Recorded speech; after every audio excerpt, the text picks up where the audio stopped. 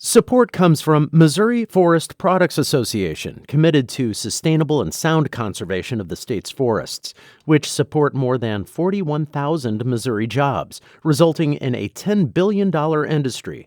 ChooseWood.com. From St. Louis Public Radio.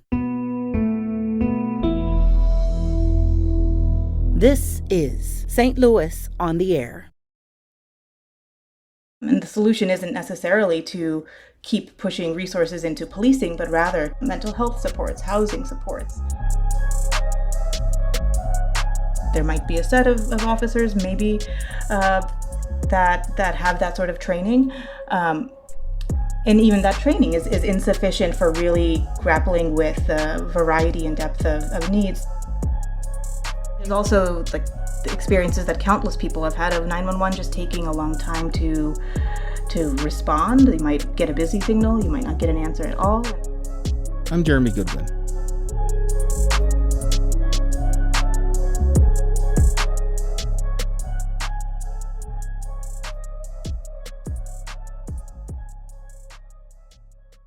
When many people encounter a 911 call, it may be an excerpt on the news of a panicked person calling from a life-threatening situation. But those sorts of calls are actually a small percentage of the issues that 911 dispatchers deal with. The community group Forward Through Ferguson has analyzed 5 years' worth of 911 calls in St. Louis County and has some findings that may surprise you. The group just launched a website, #transforming911, and it's trying to mobilize support for a rethinking of 911 call service. Here to talk about it is Karishma Furtado. She's the Senior Director of Research and Data for Forward Through Ferguson. She's also the Urban Institute Equity Scholar. Karishma Furtado, thanks so much for joining us today. Thanks so much, Jeremy, for inviting me on. So what would you say is the biggest misunderstanding that people have about 911 services? Yeah, I think you alluded to it right there in your summary, that 911 is used predominantly to respond to people experiencing some sort of major crime or violent crime, when in fact our analyses find that violent crime accounts for maybe 5% of the calls that St. Louis County PD received over that 5-year period from 2015 to 2020. And that 1 in 5 calls were for some sort of major crime. Rather, the primary reason that folks are calling 911 tend to be for service needs or medical need or behavioral health need. So I think that is a departure from, as you mentioned, what people expect 911 to be used for. And when calls come in for those other things like alarm system going off, medical assistance, miscellaneous traffic, does the dispatcher have discretion about who they send out to respond to the call? They do have some discretion, yes. If it seems like there's a medical need, they'll route the call or transfer the call over to fire, which is where EMS and medical services tend to come from. But that starting point, the default position, if you will, is to route that call into the police, and that's because our 911 services are located within our police departments. While they are a service of public safety systems more generally, we structurally tend to position them within police departments, which I think is indicative of how we think about 911 as almost an extension of the police department. Let's paint a picture of how the current system works, just at a basic level. So we've got 88 municipalities between St. Louis and St. Louis County. They are served by 53 different police departments, and those police departments dispatch through a network now of 15 different, essentially, call centers. They're called public safety answer points. Do I have that? Do I have that right? Yeah, you do have that right. I think the one thing I'd add to that is that we have to say oftentimes about 88 municipalities, about 53 police departments, and 15 PSAPs, because our municipal geography and all the sort of services and jurisdictions that are contained within it are so in flux because they are so fragmented. So from the point of measuring, to the point of reporting, those numbers could shift ever so slightly. All right. So someone's in, say, University City. They have an issue, whatever it may be. They dial the numbers of 911 on the phone. What happens then? Where does that call go? Who answers it? Yeah, so that call is going to go to one of those PSAPs or call centers as you described, and a call taker will answer that call. If that call taker is the same person as a dispatcher, after they receive the call, they'll ask some questions about where you're located and the nature of what you're experiencing to determine what what your need is and who to send out. And the case is that you need fire or EMS, that call taker will sort of virtually walk you over to the fire dispatch system, and you'll go through that process. If it seems like you need a police response, they'll continue gathering that information, sending it to another information system to then dispatch a police officer to your location, or a set of police officers, as the case may be. Okay. Well, with the understanding that the bulk of calls to 911 call centers are not what much of the public thinks they are, just at a basic level of issues coming in from the public and then services going out, in a sense, how well is the system working? Yeah, I think it's falling short in a lot of important ways. So, missing from that very basic sort of rundown of how the system works is any option that doesn't end up putting a police officer, let's say your need is not a fire or EMS related. The only other option then is to send police officers your way. And we might have co-responder models that allow for a civilian to come along for the ride, so to speak, or a social worker, for example. But by and large, what you're going to get out of that system is an armed police officer coming to your assistance. And that armed police officer might be trained in crisis intervention.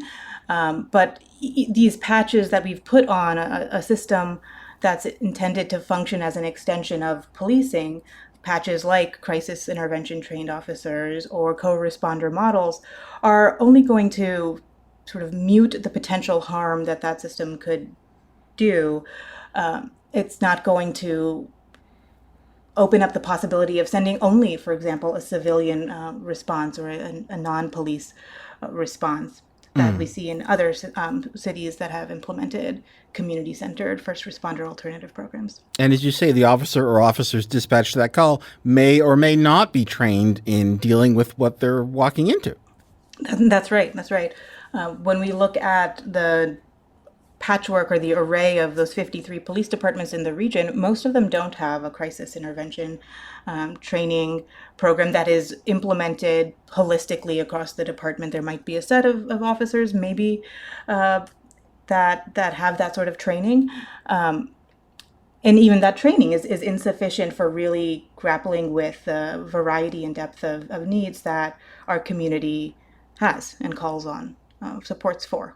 So what I'm hearing is that the police who are responding to 911 calls have all this training. They maybe have had spent years of training to deal with certain situations, but those aren't often the situations that they're actually being sent out to deal with. That's exactly right. Over the course of decades, we've built services for our city that look a certain sort of way. We have systematically stripped money out of social services in order to shore up policing. And this is not unique to St. Louis. It's a trend that we've seen across the country. And in one of the conversations that we had for this project, an interviewee explained that the only place you can go to, the only number that you can call for support 24 hours a day is basically the police.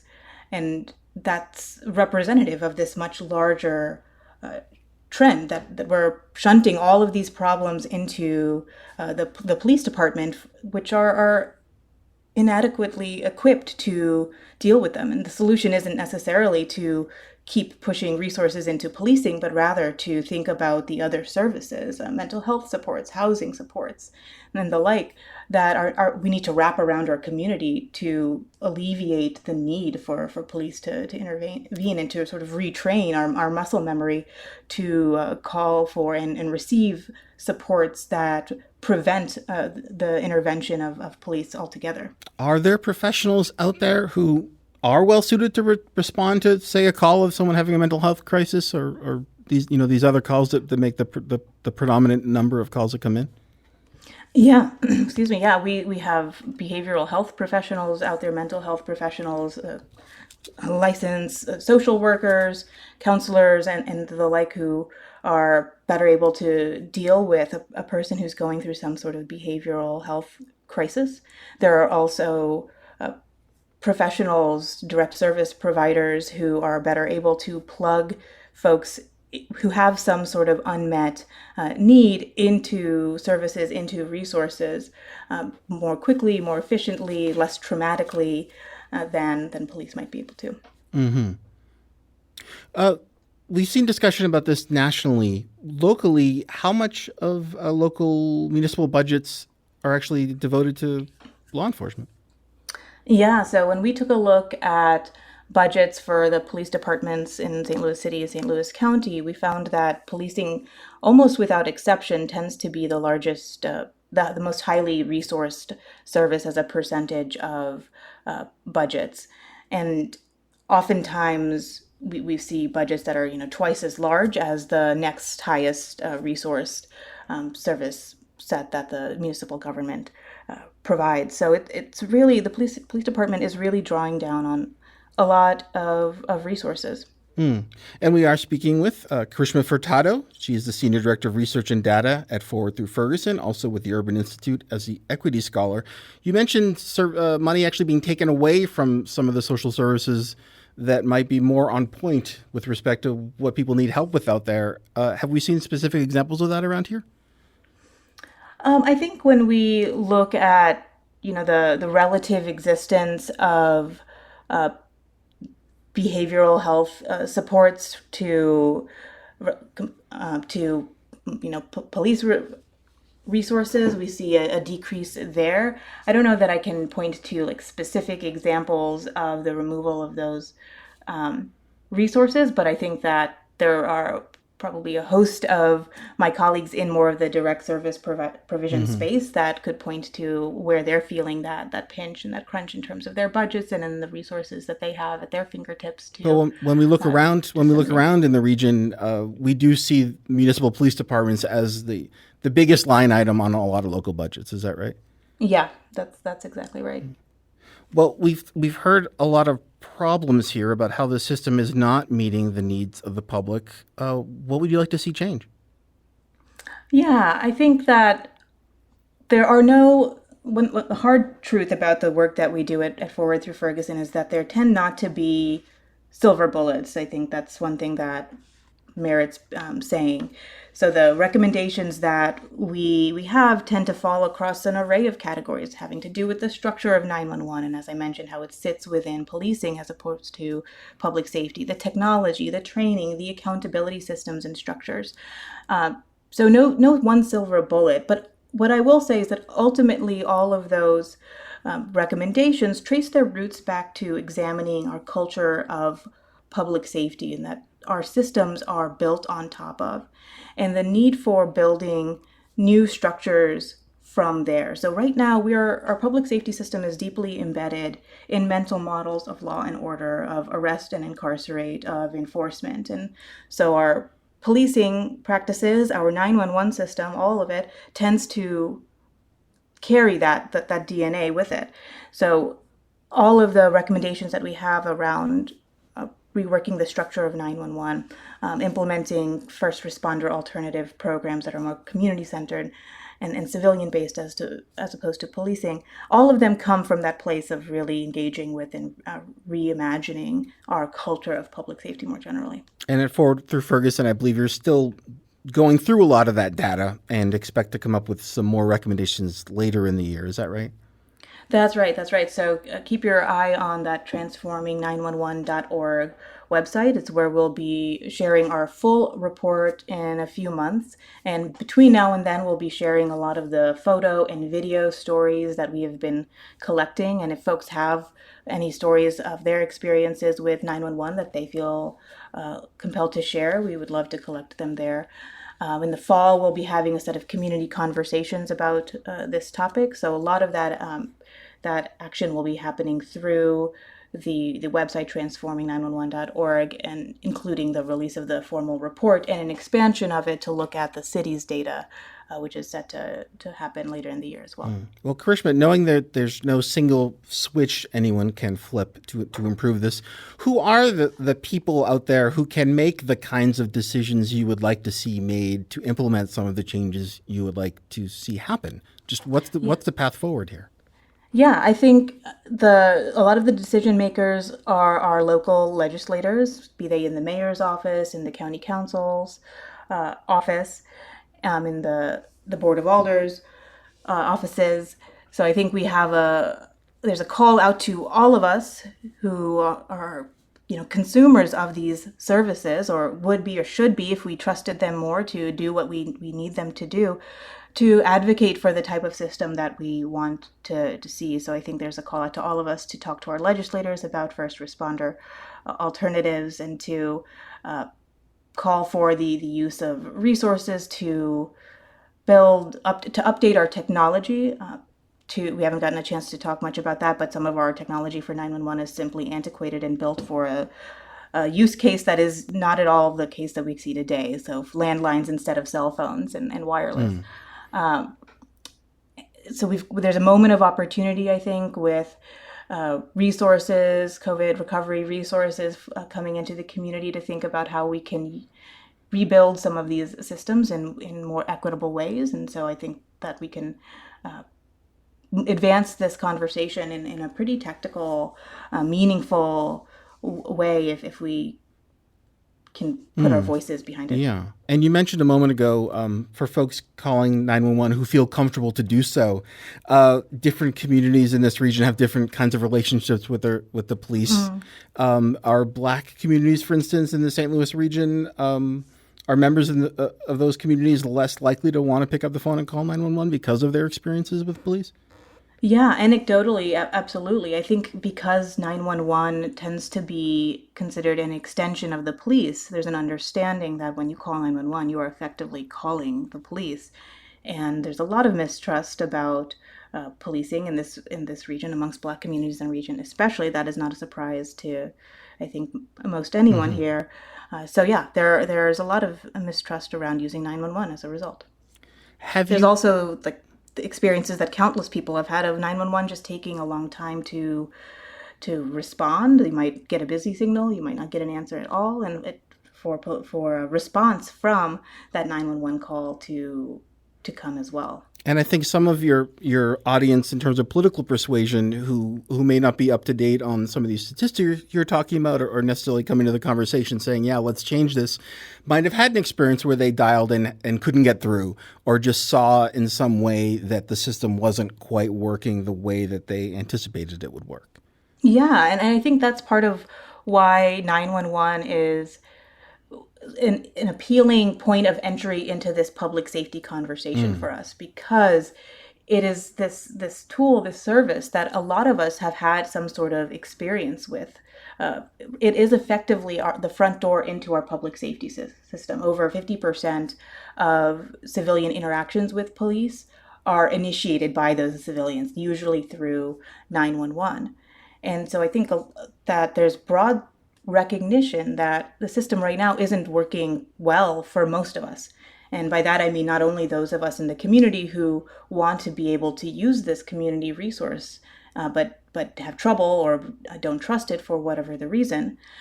And I also mean internal stakeholders, so the call takers, the dispatchers, the administrators who are working in an under-resourced system that doesn't really do what it was intended, what we think it's supposed to do anyway, and aren't really valued for doing the really hard work that call taking and dispatching is. Well, this has been a fascinating conversation. Thank you so much for joining us to talk about this. This is really interesting stuff. Thank you so much, Jeremy. It's been a pleasure.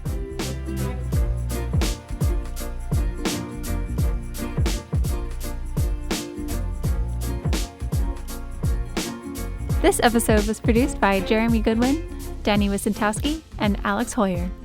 Audio engineering and podcast design by Aaron Dorr. Our production intern is Avery Rogers. Alex Hoyer is our executive producer. Our podcast proudly supports St. Louis artists by using music from Life Creative Group.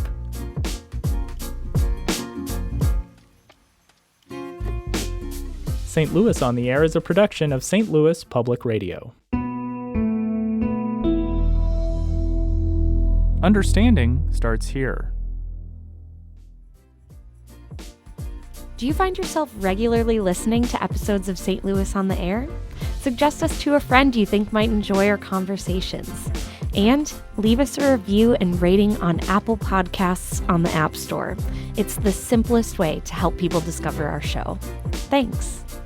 St. Louis Public Radio is a member-supported service of the University of Missouri St. Louis.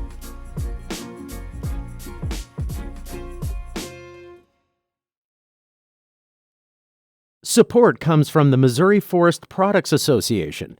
Missouri produces wood pallets, railroad ties, white oak barrels, hardwood floors, and more.